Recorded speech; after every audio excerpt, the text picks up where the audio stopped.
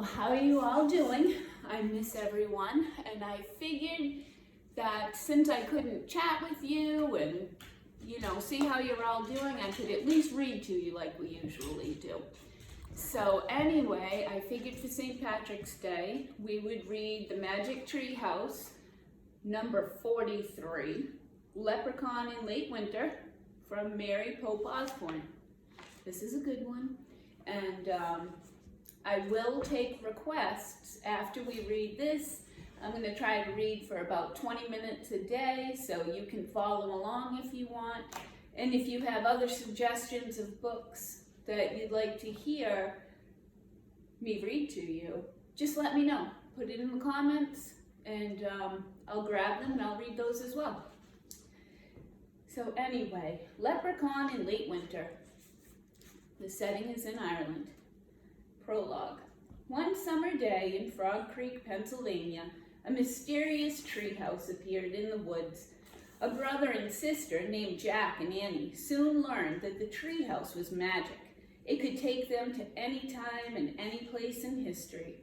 They also learned that the treehouse belonged to Morgan Le Fay, a magical librarian from the legendary realm of Camelot. After Jack and Annie traveled on many adventures for Morgan, Merlin the magician began sending them on Merlin missions in the treehouse. With help from two young sorcerers named Teddy and Kathleen, Jack and Annie traveled to both places, mythical and real, to do Merlin's bidding. On their most recent missions, Jack and Annie found 4 secrets of happiness to help Merlin when he was in trouble. Now Merlin wants Jack and Annie to bring happiness to others by helping 4 creative people give their special gifts to the world. They've already helped the first 2. Now they're ready to find the 3rd. Chapter 1, A Beautiful Word. It was a chilly afternoon in late winter. Annie was doing her homework on the computer in the living room. Jack sat on the couch and stared at a blank page in his small notebook. He heaved a sigh. "What's wrong?" said Annie. "I have to write a story for school," said Jack, "and I'm stuck." "Well, you'd better get unstuck," said Annie. "Mom and Dad said we have to get our homework done before we go to the theater tonight." "I know," said Jack, "but I can't think of anything to write about." "Well, why don't you do what you love to do?" said Annie. "Go outside and write down some facts about what you see. Then turn them into a story." "Hey, that's a good idea," said Jack. "Thanks." He jumped up and grabbed his coat from the hall closet. Then, taking his pencil and notebook with him, he headed outdoors. The early March weather was sunny but cold and windy. Jack looked around. Then he wrote down some facts in his notebook. Old snowing yard. Sun sparkling on sidewalk. Jack looked up again. Treetops swayed in the March winds. Jack started to write about them, but when he looked down at his notebook, he nearly dropped his pencil. On the page were 2 large, fancy letters, T.K. "Oh man," whispered Jack. He dashed back into the house and into the living room. "Annie, look!" Jack held up his notebook. "Look at this!" Annie stared at the page. Old snow, sun sparkling. "Nice." "No, not that," said Jack. "The letters." Annie looked at Jack like he was a little crazy. What letters?" she said. Jack looked at the back page. "They're gone," he said. "A big fancy T and K." "T and K," said Annie. "Yes, for Teddy and Kathleen," said Jack. "The letters just appeared on the page when I was outside. They were there, really." "I believe you," said Annie. She jumped up from the computer. "Let's go." "Wait, I have to get my backpack from upstairs," said Jack. "Forget it. Come on, the treehouse must be waiting for us," said Annie. Okay, said Jack. He quickly showed his notebook and pencil and put it into his pocket coat. Annie grabbed her jacket. "Mom, Dad, we're going to take a little break from our homework," she called. "Okay, but make it short. We have to learn for the theater by 7. There's so much to learn about before you actually get there." Their dad called from the kitchen. "We will," said Jack. Jack and Annie headed outside. They ran over the melting snow in their front yard and up the sun-sparkling sidewalk. They charged across the street and into the Frog Creek woods. They hurried between the wind-blown trees until they came to the tallest oak. High in the branches was the magic treehouse. Their friends from Camelot, Teddy and Kathleen, were looking out the window. "Hello," called Kathleen. "Hi," shouted Annie, waving. "Good trick with the magic letters," Jack called. "We thought you'd like that," said Teddy. "I just learned how to do it." Annie grabbed the rope ladder and started up. Jack followed her. They climbed into the treehouse and hugged the young enchanters. "So what's up today?" asked Jack. "Where does Merlin want us to go now?" asked Annie. "Merlin wants you to go to Galway, Ireland," said Kathleen. "Ireland? Cool," said Annie. "Morgan sent us to Ireland once before, to the 9th century, said Jack. "Yes, well, this time you'll go to Ireland in the 19th century, said Teddy, to 1862 to be exact. Your mission is to find an imaginative and creative girl named Augusta." "Augusta doesn't know yet what her talents are," said Kathleen. "She lives in a time when it's not easy for girls to explore their creativity. Your mission will be to inspire her so she can give her gift to the world." "What does that word mean exactly?" asked Annie. "Inspire." "'Tis a beautiful word," said Kathleen, her sea blue eyes shining. "It means to breathe life into a person's heart, to make her feel joyful and to be alive." "That's beautiful," said Annie. "You may need some magic to help you," said Teddy. From the corner of the treehouse, he picked up the magic trumpet that had helped them on their last journey. Only this time, Teddy handed the trumpet to Kathleen. She held the shiny brass instrument for a moment. Then she tossed it into the air. The trumpet spun like a whirlwind. There was a flash of blue light, and the trumpet was gone. In its place was a thin silver pipe with 6 holes. "What's that?" breathed Jack. "An Irish whistle," said Kathleen. She plucked the instrument from the air. "When you face great danger, one of you must play it. It'll make magical music, and anything on the other one sings will come true." "But remember," said Teddy, "its magic will work only once." "Right," said Annie. "Thanks," said Jack. He took the Irish whistle from Kathleen and put it into his pocket. "And did Morgan send a research book over to give us information?" "Yes, she did. But we have to find it. Morgan wants you to draw upon your own experience in life to help you on this journey." "No problem," said Annie. Jack wasn't sure about that. He liked having a book of facts to help him, so we'll have to find them. "So how do we find Augusta?" said Annie. "It should be easy to find her," said Teddy. "When you land in the country of Galway, Ireland, just ask anyone for directions to the big house." "Hold on." Jack pulled out his notebook and wrote, "County of Galway, Ireland, Augusta, big house." "Got it," said Jack. "But how do we get to Ireland in the first place if we don't have a research book?"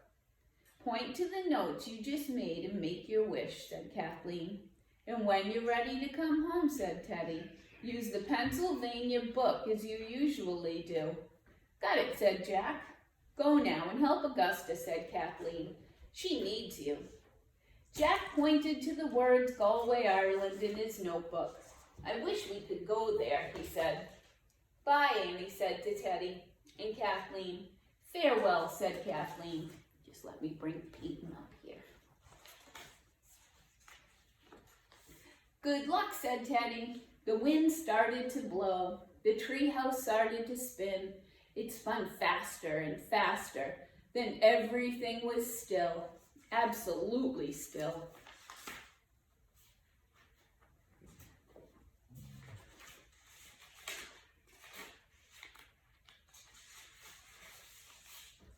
Chapter 2, The Big House. A cold wind blew into the treehouse. Jack shivered. He was wearing an old overcoat and ragged trousers. Annie wore a scarf, a shawl, and a long red wool dress. They both wore scuffed, worn boots.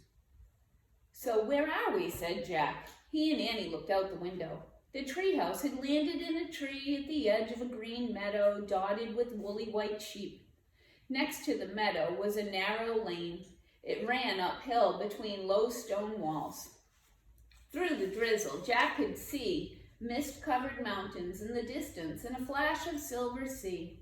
"It looked like a scene in a fairy tale," said Annie. "Yeah, fairy tale with bad weather," said Jack. "I wonder where the big house is," said Annie. "I don't know, but I'd like to get inside it now," said Jack. "Me too," said Annie, shivering. "Let's go." Jack crammed his old hands into his pocket of his torn coat. In the one pocket he felt his notebook and pencil. In the other he felt the Irish whistle.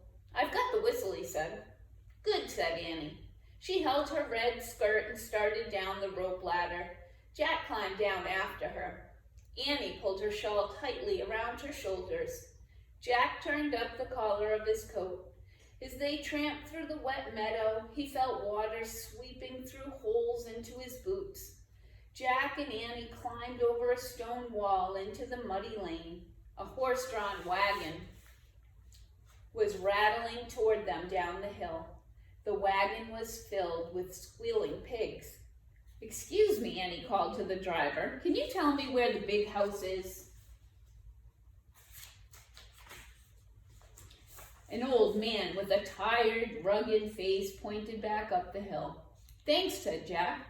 The large wooden wheels of the wagon rumbled past, splashing Jack and Annie with mud. "Yuck," said Annie. "Now we're cold and wet and dirty," said Jack. "Yeah, we're gonna look great when we get to the big house," said Annie. "So what do we do when we get there?" asked Jack. "When we find Augusta, maybe we'll tell her that Teddy and Kathleen sent us," said Annie.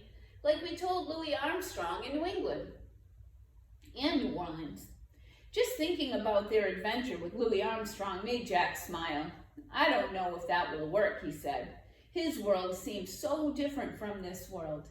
There it was so noisy and busy. Here it feels lonely." "Well, we won't know until we find Augusta," said Annie. "So let's go." Jack and Annie lowered their heads. They plodded up the lane, sloshing in and out of giant puddles. When they reached the top of the hill, they stopped. The muddy lane wound down, past more sheep meadows and some cottages, past a long stable and several barns. At the end of the lane was a large open gate that led onto the grounds of a white mansion. Gray smoke rose from the mansion's chimneys. "The big house," said Annie. "Maybe the people who live there will invite us inside to get warm and dry by a fire," said Jack. Jack and Annie started down the lane. As they passed the sheep meadows, black and white dogs barked at them. When they walked by several boys hauling wet hay, the workers looked up and eyed them suspiciously. Jack was relieved to get to the gate and head toward the big house. When they reached the front door, Annie lifted the heavy knocker and let it drop.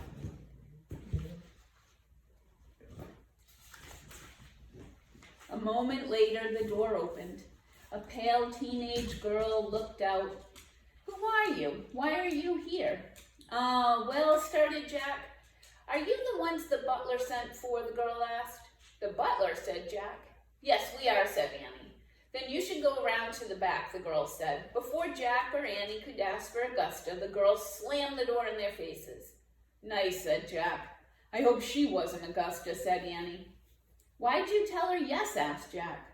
"It's a way to get inside the big house," said Annie. "Come on." Jack and Annie tramped through the mud to the back of the mansion. They stopped at a door beneath a large smoking chimney. Annie knocked again.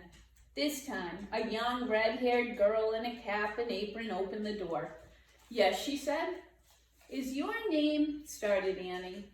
"Who is it, Molly?" someone called from inside. Molly, so she's not Augusta, thought Jack. "Who are you?" Molly asked then.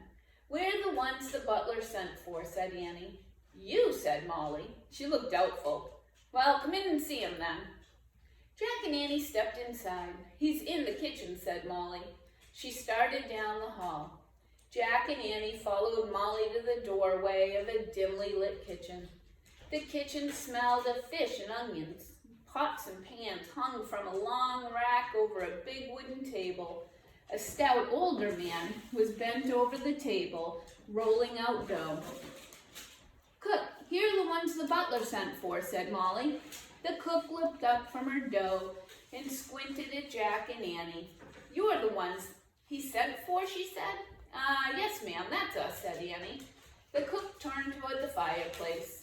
Next to the fire, an ancient-looking man with white whiskers sat slumped in a chair snoring. "Mr. O'Leary." The old man jerked and opened his eyes. "The ones you sent for are here," the cook shouted, as if the man was hard of hearing. The groggy butler peered at Jack and Annie. "I sent for you?" he growled. "Not possible. I sent for a coach driver and a blacksmith." "Really?" said Annie. "I guess there was a mistake, but maybe there are some other jobs we could do around here." "Well, what are you good for?" asked the butler. "What do you mean?" said Jack. "Do you know how to sweep the inside of a chimney?" asked the old man. No, said Jack. "Pluck a chicken?" the cook asked. "No way," said Annie. "What about rats?" the butler said. "What about them?" asked Jack. "They're all over the cellar," said the cook. "Can you catch them?" "I don't think so," said Jack. "Then you're no good to us here," snorted the butler. "Be on your way." At that moment, Jack heard the back door open and shut. A girl about Jack's age stepped into the kitchen. She wore a red cape and carried 2 large empty baskets. Her wet hair was parted neatly down the middle and pulled into a tight bun in the back. "Ah," said the cook. "Welcome back, Miss Augusta."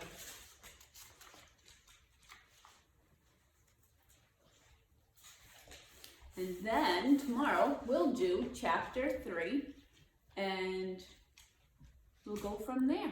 I'll keep going. It was nice to see you.